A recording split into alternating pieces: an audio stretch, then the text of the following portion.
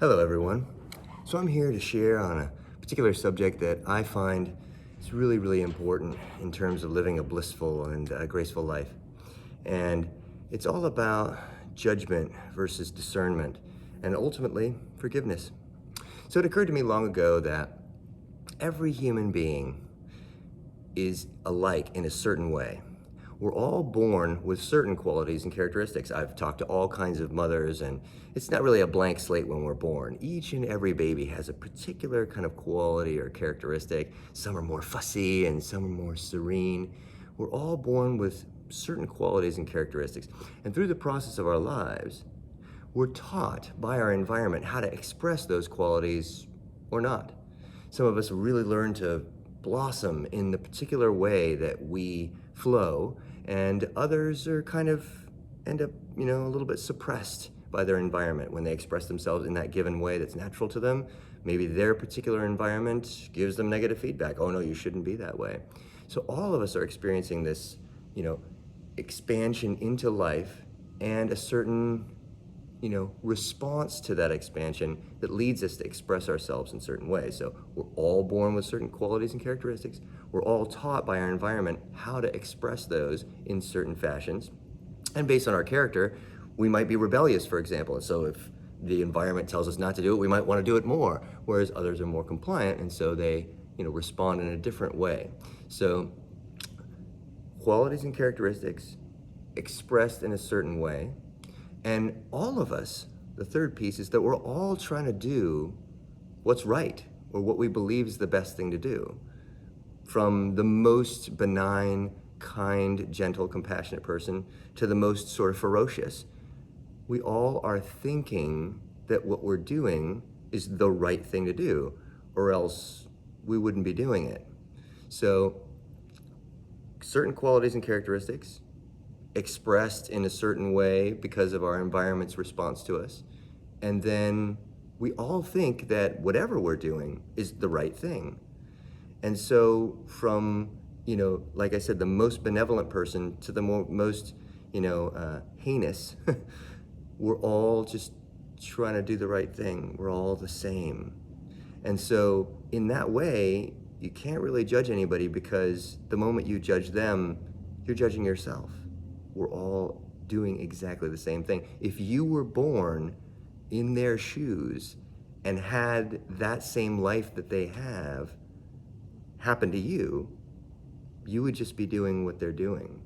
Now, where it gets tricky is that we do need to discern things about people. Now, I want to clarify that difference.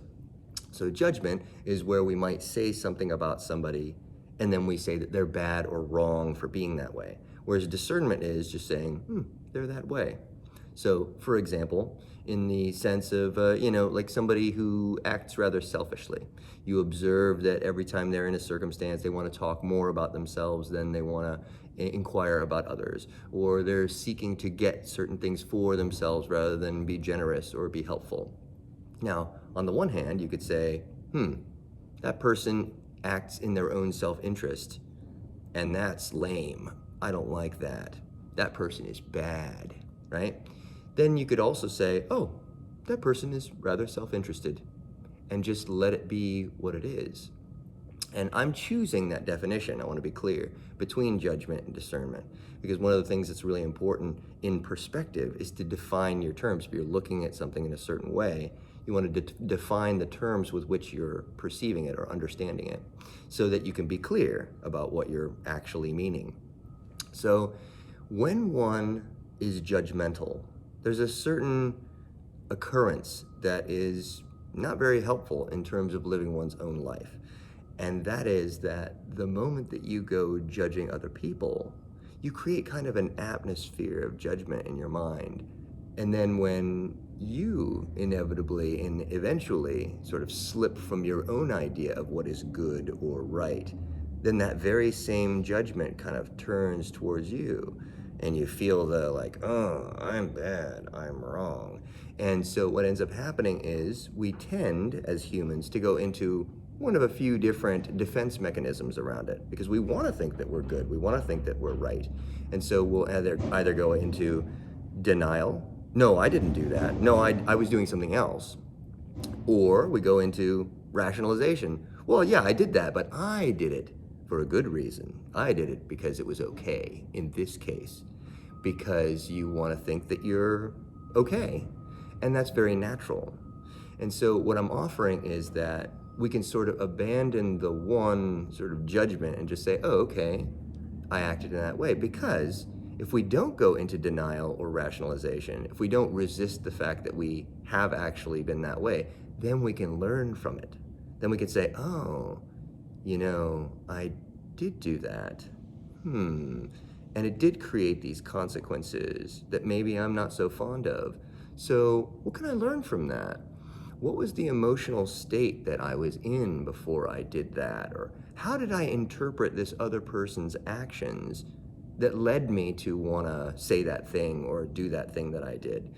That gives us insight into who we are and how we're being in the world, and allows us maybe to evolve and change and adapt the ways that we're being in the world to be more cooperative and helpful, or perhaps even more firm and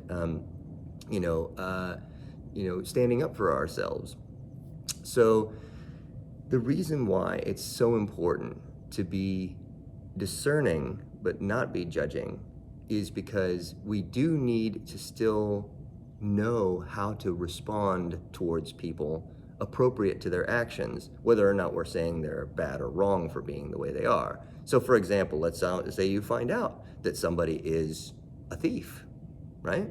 That's something we very typically judge people for. But like I said, and again in the beginning, if you had lived the life of a thief, if you had been born with those qualities and characteristics, and you had been treated the way that you were, you would be a thief too. And that's why I think it's a Native American saying that says, walk a mile in a man's shoes and then judge him, because then you understand, oh, if I was actually that person, I might just be doing exactly that thing. So I don't need to judge them or think that they're wrong, but we do need to discern things about them, because you don't invite a thief into your home. You don't invite a murderer anywhere near your loved ones.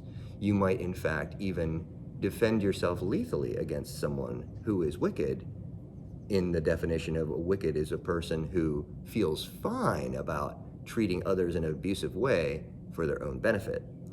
Now that's just a definition I'm using. They're wicked. Now, do I need to hate them for it? I actually don't. And that's a common mistake, I think, that we make, and what causes us then to judge ourselves and feel really negatively about ourselves. Now, in the beginning, I said that all of this is ultimately about forgiveness. And one of the reasons that I think that forgiveness is so important is that when we accumulate these memories of ourselves or of other people, which we do not sort of forgive or let go of, then we carry a kind of a weight. So for example, if you don't forgive other people, and every time you see them, you have this, there's that person who did that thing that I really didn't like, and is that feeling hurting that person? Or is it hurting you, right? When you think of the actions that you've taken in your own life, and you haven't forgiven them, do you kind of carry this weight? So I recently, actually, night before last, I had one of the most profound flying dreams I've had in my whole life. And I'm 48 years old now, and I used to, have lots and lots of flying dreams as a kid. And then I sort of had more flying dreams later in life and kind of gone back and forth. But yeah, night before last, it was like super profound. And I mention this because it occurred to me at one point that there are certain things in our state of being that sort of hamper our ability to fly in our dreams.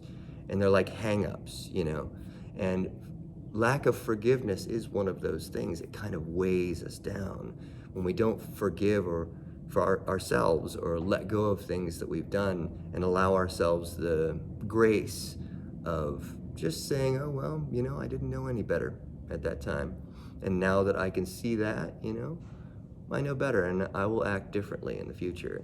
And maybe it's a lesson you need to learn a number of times. Maybe you won't act exactly the way you would ideally think you should in the future, but it's when we don't resist our memories of those things, which we inherently do when we don't forgive ourselves. We're like, I don't really want to look at that, When we really can look at it honestly and forgive ourselves, that's when we're open to the most learning and transformation out of these occurrences in our lives. And so I'm hoping that what I've shared can kind of offer, some of you insight into how to live a life that's really graceful and free of kind of the burdens of, resentment and, self-loathing and things like that. To be perfectly honest, I've had, quite a bit of that in my life. I've had this, sense of judgment towards myself that has really, held me back, I think, from certain things because I don't feel that I'm worthy or I don't feel that I'm, deserving of what it is that's happening for me. That's a beautiful thing. And, so I hope that this definition between judgment and discernment and the encouragement to forgiveness can, bring some of you greater happiness and freedom in your lives. Much love.